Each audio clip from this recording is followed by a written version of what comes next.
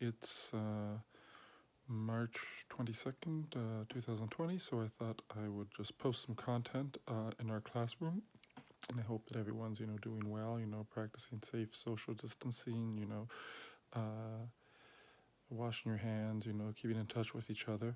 And you might also have some questions about what is happening. First and foremost, none of the teachers can really tell you when the school will reopen. Don't bother asking that. But other questions, feel free to email me. Just before the March break, I was able to mark all of the culminatings and factor that into your mark, which will appear on the April 1st report card. So if you email me, I would be happy to tell you what your mark is. Just if you do have extra time this week, reminder that Dragon's Den Journal, that stock market challenge, you're given a time before the March break to finish those. So please get those in. I would like to mark those and let everyone know how they did. With this COVID-19 issue, there are lots of issues with regards to business, supply shortages. Where will the ventilators and masks come from? Entire industries like travel and tourism and restaurants just being devastated, and that lack of economic activity, a recession, and we haven't talked about the business cycle yet, but we will. Risk management, having an emergency plan, the stock market just being decimated. The story of whether those senators were right to sell their stocks before some of the COVID-19 issues became public, that ethical issue. Those are all things we can talk about. So I thought, during this time, I'd be happy to talk about any of the questions you have, relating to how this is going to affect us, why this is happening, why this might be so bad. So please email those if you have them. And, otherwise, I'll just post some content, hopefully it helps put everything in a business context. I've also posted the first 5 lessons for when we get back. So there should be lots of stuff for you to do. And if you're not sure or you want to ask about anything, send me an email. To get things started, I thought that I would show everyone the Google Classroom. Check the Google Classroom before you email me, please. It probably has the answer that you seek. So if I were to go look in our classroom, aw.tdsb.on.ca, you can see I've posted a bit of an announcement that is basically the text of what I'm going to say to you now. And so firstly, sort of adjust the schedule. There are some non-essential things that we'll skip over, and so when we come back, what we'll do is we'll do 2 classes on production. We will not do the assessment for production, so you might have seen that in the classroom stream and you were looking through it earlier. Don't worry about that. You might have seen that later in the month of April there was something called Entrepreneur Profile. That's no longer due. Don't worry about that.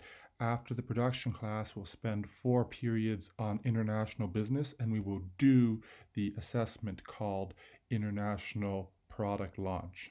So if you're looking for our work, here's sort of the tentative schedule. I don't know if we're going to be 2 weeks or longer, but, as it stands, here are some classes about production, just what the factors of production are, and the production process.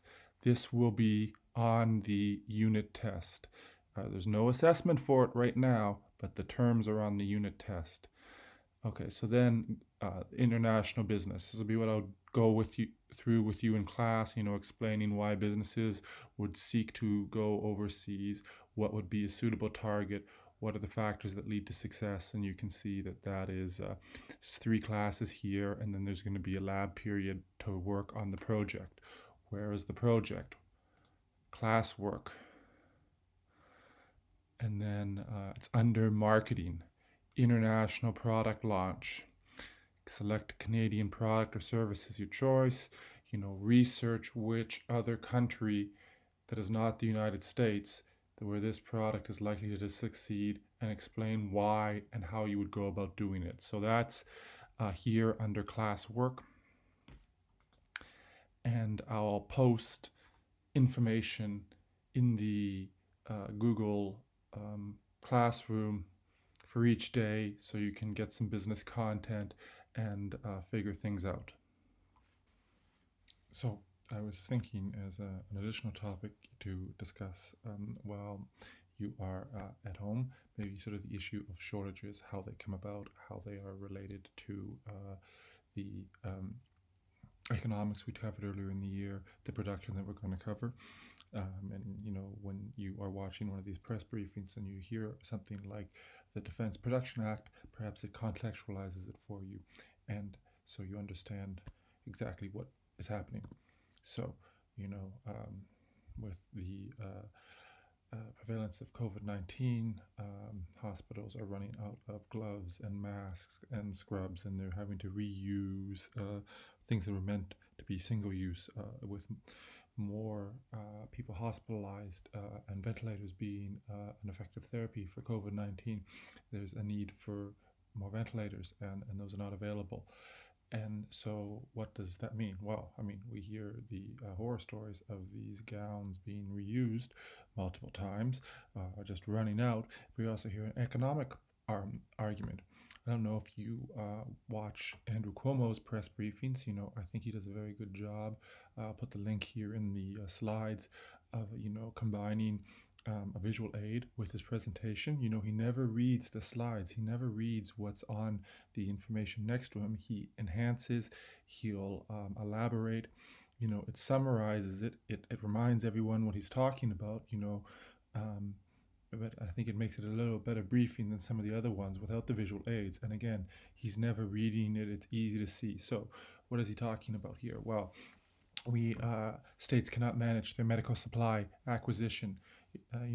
He says that states are bidding against each other, that, he needs masks for New York, and then he's bidding against California or Florida or another state, or perhaps even another country, and that something like a mask would normally be 85 cents, and now they're $7 each. So why is that? Well, if you remember our supply and demand curve. So, when demand goes up, so we have our supply S positively sloped, demand's negatively sloped. So demand has gone up, and from D1 to D2, and it should mean that we are selling more, and the price is more because more people want it. When something's in demand, price goes up. But what's actually happening due to the short timeline of this crisis is something like this. The demand is right up to this red line. It's huge. And there's a shortage, right? Because you can't just conjure up the ventilators. How many did he say that he needed? Oh, he said that he needed, 30,000 ventilators. You cannot just conjure those up. They cost, 16,000 to 40,000, but, it takes time to make them. They won't just be here tomorrow. And, even the masks, it's something a little simpler.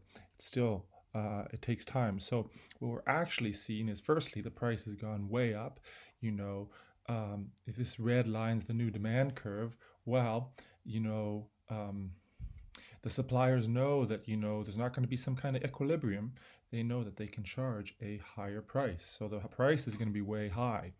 Maybe even off this chart if we're talking about the difference between 85 cents and $7. And also there's just going to be a huge shortage in the short time. There's not enough. There's going to be this blue line sort of represents all the masks that are needed but won't be produced in the short term. And so what does they propose? Well, they propose that the federal government invokes the Defense Production Act, which means that they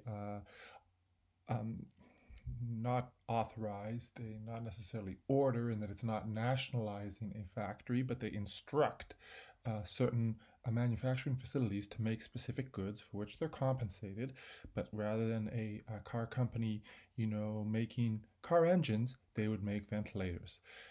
And so Trump has said that he's not going to invoke this just yet. He's going to work on voluntary partnerships, but when we're dealing with such a big shortage here, these voluntary partnerships may not be sufficient. So, this is something that was done in the past. Silk manufacturers made parachutes in World War II. some of the car companies make military equipment instead. Food companies making ready-to-eat meals for the army. It's something that's been done in the past. And would that solve the issue? Well, let's go back to the course content, the curriculum. And, sort of the first lesson on production that I was going to cover with you was about the factors of production, which is sort of an economic term that describes all the inputs that are used in the production of goods or services. Anything, whether it's someone's knowledge, whether it's someone's money, whether it's a natural resource, is a factor of production.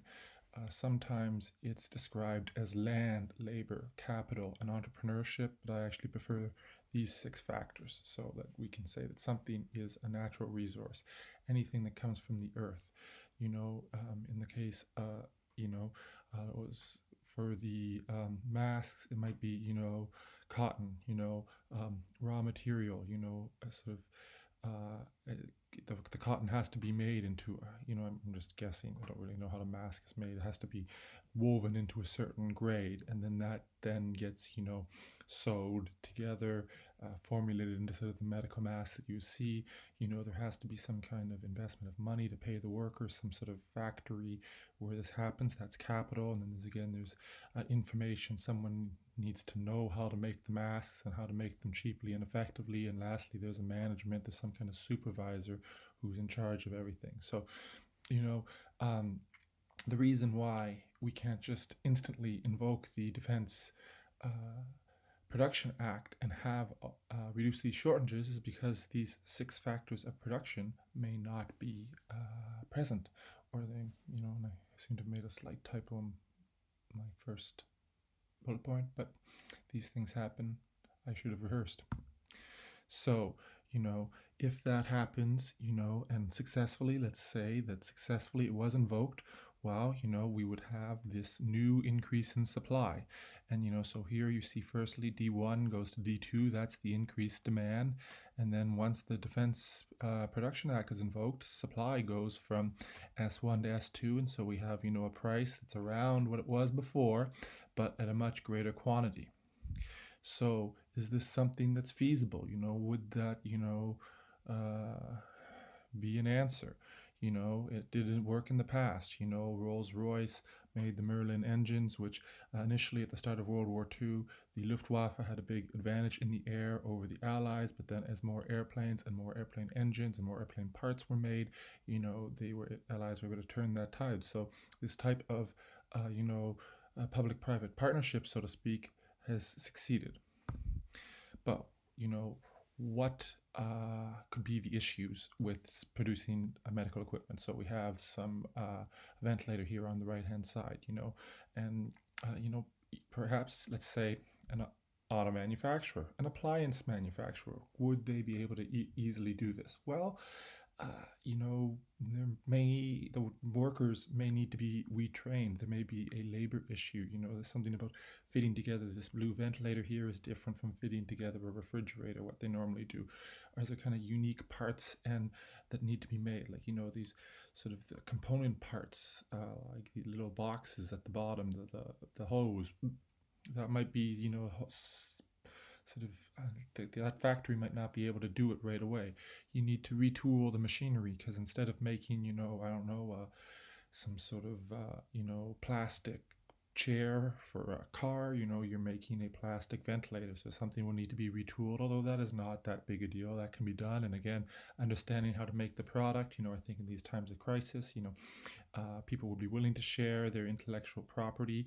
But there could be some sort of information or management that's missing. So, the idea like a ventilator and a car might have some factors of production that overlap, but then there is, concerns. And also, sometimes medical equipment needs to be certified, and that's sort of an additional level of processing and time that, may not resolve the shortage. So you might see more stories of like Louis Vuitton making hand sanitizer. I just think I saw one about a distiller making hand sanitizer in Canada, or Zara offers to make scrubs for Spanish hospitals. Zara being a fast fashion company, they're used to retooling their and retraining their workers, because what they make is very, very seasonal. So to teach them to sew something new, to make the new fabrics, that infrastructure is probably right there. And so often with these defense production acts, it's something that's very similar. So that's sort of the idea. If you have other topics that you'd like me to talk about, please email. And I hope that this sort of was a little bit of business content that would contextualize what you might be hearing on the news.